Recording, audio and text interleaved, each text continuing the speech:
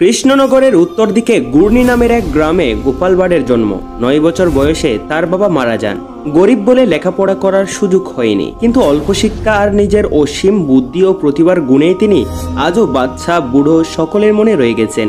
নদিয়ার সম্রাট মহারাজা কৃষ্ণচন্দ্র নানা লোকের মুখে গোপালের রসিকতা ও বুদ্ধিসত্তার কথা শুনেই তাকে রাজসভায় স্থান দিয়েছিলেন। সেই থেকে গোপালের পরিচিতি চারিদিকে ছড়িয়ে পড়ে। কথাই বলে নাপিতরা ধূর্ত হয়।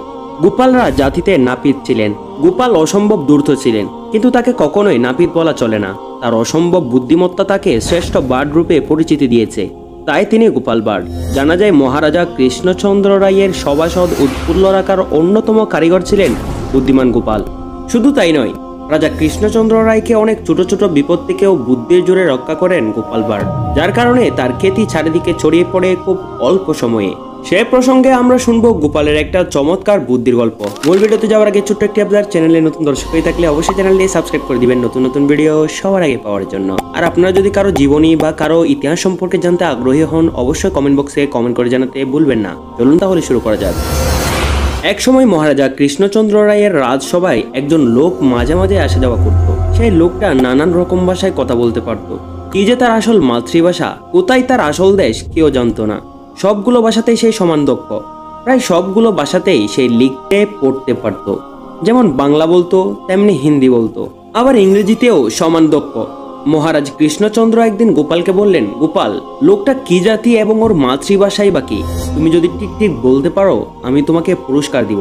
মহারাজের কথা শুনে গোপাল বলল, এই আর তেমন কষ্ট কি, আমি 2 দিনের মধ্যেই ঠিক বলে দিতে পারবো।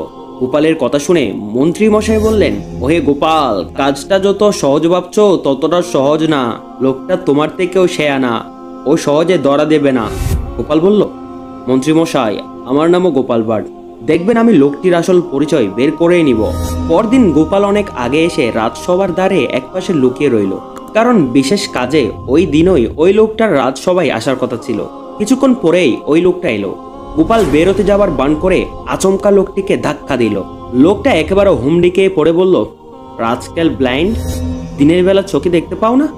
এ বয়সে চোখের মাথা খেয়ে বসে আছো?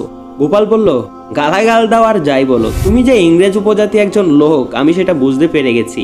হুমড়িকে পড়ে গিয়ে তোমার মুখ থেকে সবার আগে যে ভাষা বেরিয়েছিল ওটা তোমার মাতৃভাষা। তুমি বাকু একজন ব্রিটেন লোক। লোকটা শেষ পর্যন্ত স্বীকার করলো যে সে ইংরেজ। মহারাজা গোপালের উপর সন্তুষ্ট হয়ে গোপালকে 100 টাকা পুরস্কার দিল এবং সকলকে গোপালের নামে ধ্বনি দিতে বলল, জয় গোপালের জয়। গোপালের গল্প যদি ভালো লাগে অবশ্যই কমেন্ট করে জানাবেন, যাতে করে নেক্সট টাইম থেকে নিয়মিত এরকম ভিডিও আপনাদের জন্য আনতে পারি। অবশ্য গোপালের এই গল্পটি কেমন লেগেছে কমেন্ট করে জানাতে ভুলবেন না। দেখা হচ্ছে পরবর্তী ভিডিওতে। এ পর্যন্ত ভালো থাকুন, সুস্থ থাকুন, খুদা হাফেজ।